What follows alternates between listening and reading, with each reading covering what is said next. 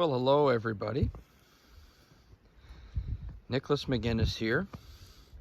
Today we're doing our video taking a look at the beef herd in a bit of some wild winter weather here. Started snowing around 4 a.m. last night, and a lot of these calves are still on the mother.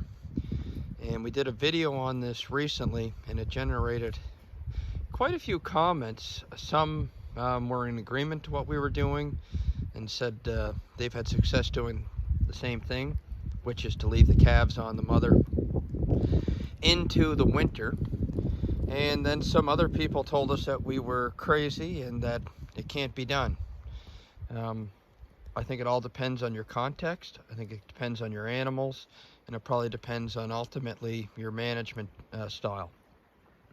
But I can say without a doubt, when we're looking at our own herd here, these animals that have been left on the mother all winter, and we're only in the end of January now, so we've got a couple months to go.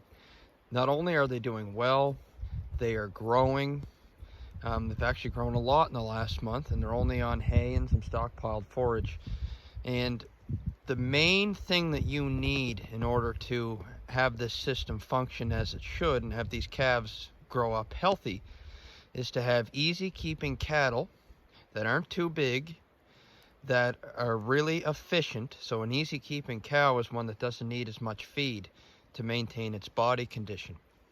And you can go a long ways towards getting an efficient cow by getting one that's stocky, not super tall, one that has a good winter hair coat so it's not getting cold in this type of weather.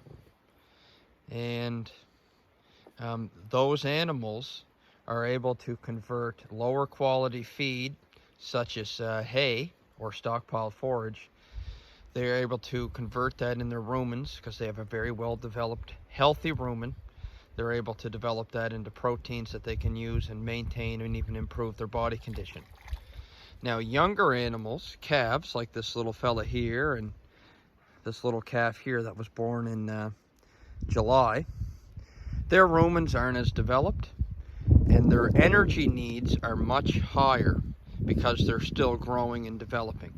So these animals, they need a lot more protein. And traditionally what's done is when the animals, they're weaned early, they're probably weaned at this size, they're put into their own paddocks or their own feedlots or in a barn, and they're fed a high energy grain ration that's high in protein that allows those calves to grow. So I know that works, but it's a step in the process. It's adding a step to the process of getting an animal up to reproduction age or butchering size. And we're keeping these animals out on pasture. They're out in the elements, and they're staying on the mothers all winter until the spring arrives. So in early May, where we're at, there is a real flush of grass that starts. And the grass is growing rapidly, lots of fine green shoots, super high in protein. That is some of the highest protein forage they get during the year. That is a perfect time to wean the calves. They get a full month of May on the grass. They're able to forage on the highest quality protein grass they're going to get all year. And it's a nice transition for them to go from feeding off the mother to feeding themselves on their own.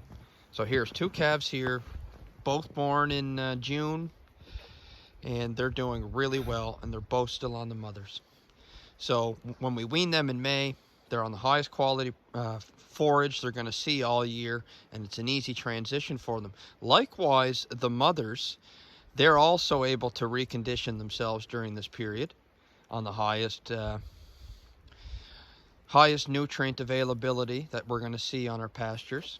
So we give them a month to recover, and a lot of people say you need 6 to 8 weeks, which might be true, but it also, the main thing that factors into that is the quality of the feed. So if you were on just hay in the middle of the winter, it's probably going to take 8 to 10 weeks to get your animals recovered from suckling a cow or a calf. But if you put them 4 weeks on the highest quality protein you're going to get all year, that recovery period is going to shorten a lot. So it all depends on context how you do this. Your timing is critical. And we're raising these things on grass. So when we're thinking about increasing our nutrition of our forages, we really have to be thinking about timing. And the whole operation goes around that. So I thought I'd do a short video, explain some of the points of view that were questioned or some of which were complimented. And yeah, thanks for watching. If you liked the video, hit the like button and feel free to subscribe. Thank you.